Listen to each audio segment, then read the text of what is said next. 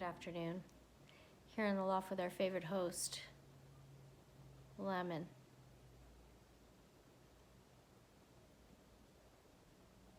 He's not on my shoulder because we've had some major drama here this week. And it's all my fault because I am a new bird mom. So basically the story is that Lemon has been enjoying the Gerbil sisters and flying over by their cage, and he finds them really fascinating and he's been super interactive with them. The other day I was running out the door to go to work. It was Tuesday morning, and I went to say goodbye to him, and that's when I discovered there was blood on his ladder perch. So I have no idea where it came from. Immediately I got him to hop up on my finger, and I examined him from head to toe, and he looked fine. And then I was looking at his feet carefully, and that's when I discovered that his back left toenail was gone. It was just gone. I don't know when it happened, how it happened. I speculated that it happened because maybe the gerbil bit the nail off, because the black gerbil's been super engaging with the bird, and I thought they were playing, which was my first mistake. So that was my speculation. He seemed fine. He wasn't favoring his foot, no problem. So essentially, I ended up putting a big wicker basket on top of the gerbil cage to discourage Lemon from going over there, and that seemed to work for a couple of days. And then yesterday, when I was home and didn't have to work, that is when Lemon started to fly over to the gerbil cage again, and the wicker basket was not deterring him, and he was hanging off of the gerbil cage on the side. And I kept yelling at him to get away from the gerbils, which if I got up and went over there, I could shoo him away from the gerbil cage, and I should have made him go into his cage and close the door to make him stop going over there.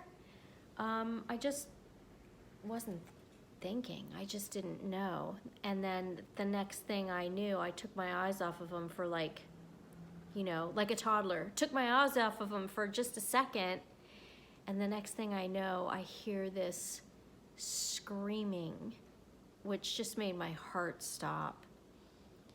And I got up and ran over to the gerbil cage because the black gerbil had in fact gotten a hold of his toe.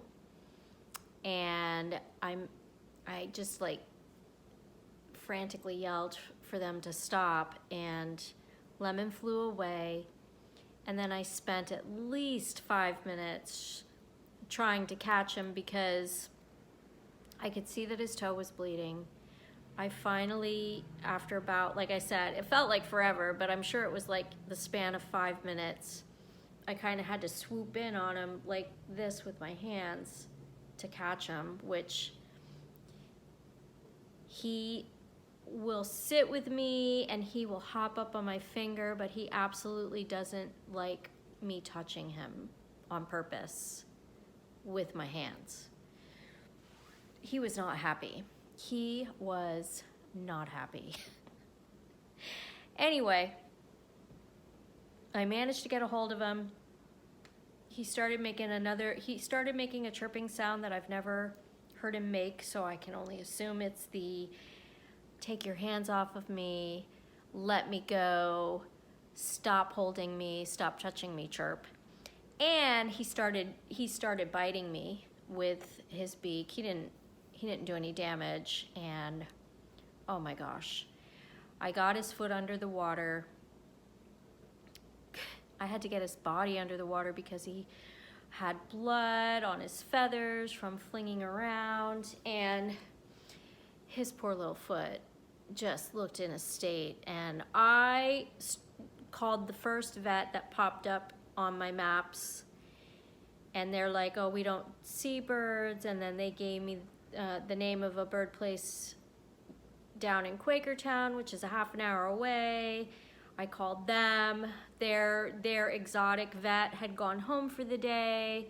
They said, you can try this place in New Jersey, or you can try this place in Malvern, which is, you know, all the way down by Philadelphia. And I called, there is a bird shop in the Lehigh Valley that takes care of birds, so I called them, and the woman that I spoke to there was very kind and said that, oh, you know, he's probably, like, she asked if his toe was dangling, and I was like, no, I don't think it's dangling, but I could tell it was not the same shape that it had been. So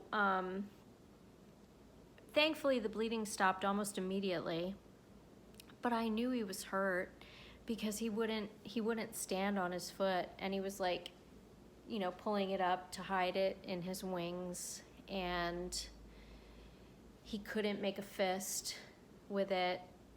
You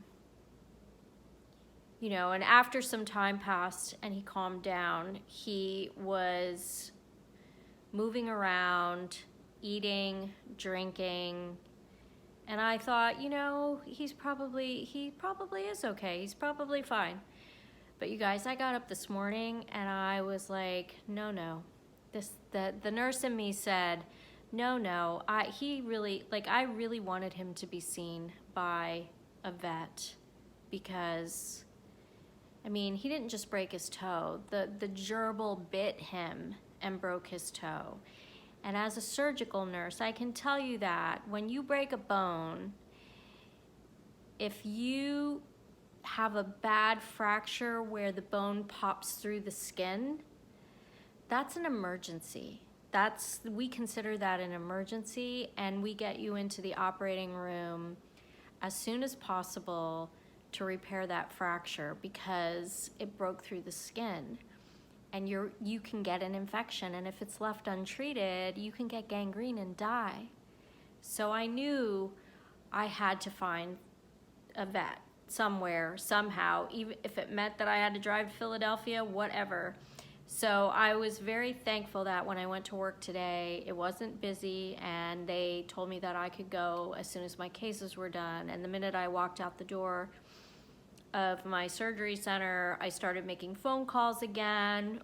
I called the original place that I tried to get into yesterday, and they, you know, their answer was, oh, sorry, she's super booked. She's booked up solid today. She wouldn't be able to see him.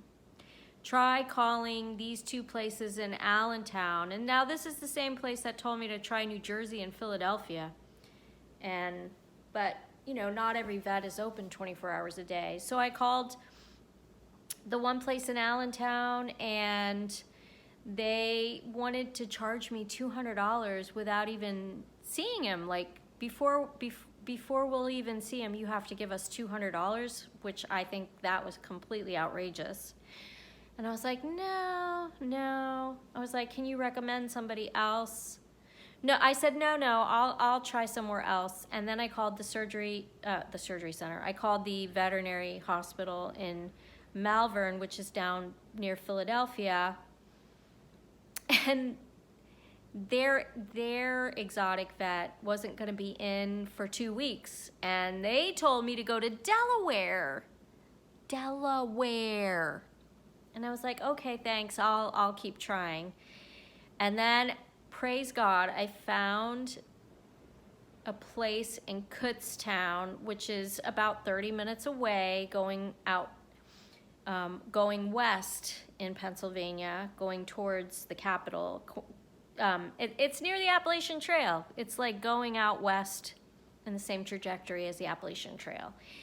Anyway, I called there, and thank goodness they were able to get him in. So I bought a little portable bird cage, came home, thought it'd be easy peasy to just get him out of his cage and stick him in this little portable bird cage, and it was not, and I had to chase him around the apartment again and grab him and swoop in and grab him again and get him all riled up and angry again and making that same little chirpy sound of, how dare you touch me? And I took him out there to the vet in Kutztown, and I was so pleased to find out that she is around my age, or in the same age range as I am. So she's not like, I was like, watch me find a good vet, and they're retiring in like 3 months or something. But she's young, and she also has a specialty in avian veterinary medicine. Excuse me. I was so thrilled. So they took him back, and then I had to wait in the truck because their waiting room was essentially the size of a tiny little closet. And they called me, and they told me his toe was definitely broken, and I'm so glad I took him. They prescribed him 7 days worth of antibiotics because he got bitten, and they also prescribed pain medicine. 1 drop of an anti-inflammatory to be taken daily, and 1 drop of antibiotic, 1 drop to be taken daily. And did I think I'd be able to give it to him by mouth? And I was like, well, I've caught him twice, so I think it'll be hard, but I'll get it done. I'm a nurse. I will get it done somehow.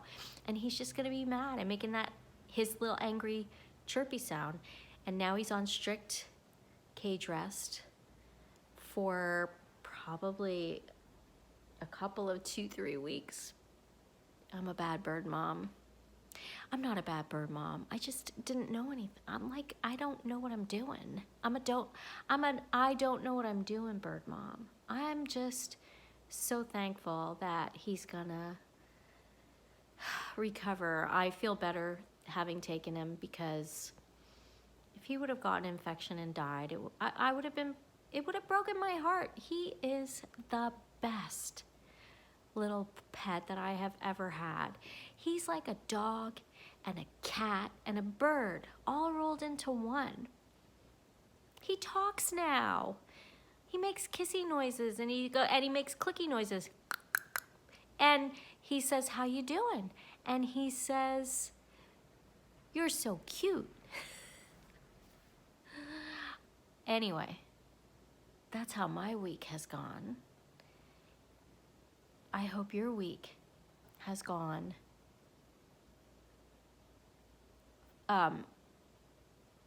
100% better than mine. I'm really, really thankful that he's gonna be okay.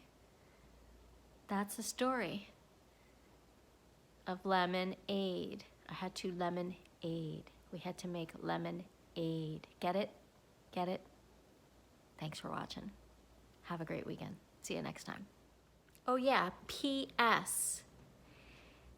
I only paid $106 for that visit, which is a little bit pricey, but it was an emergency, and it was still $94 less than that other vet wanted to charge me up front without even seeing him.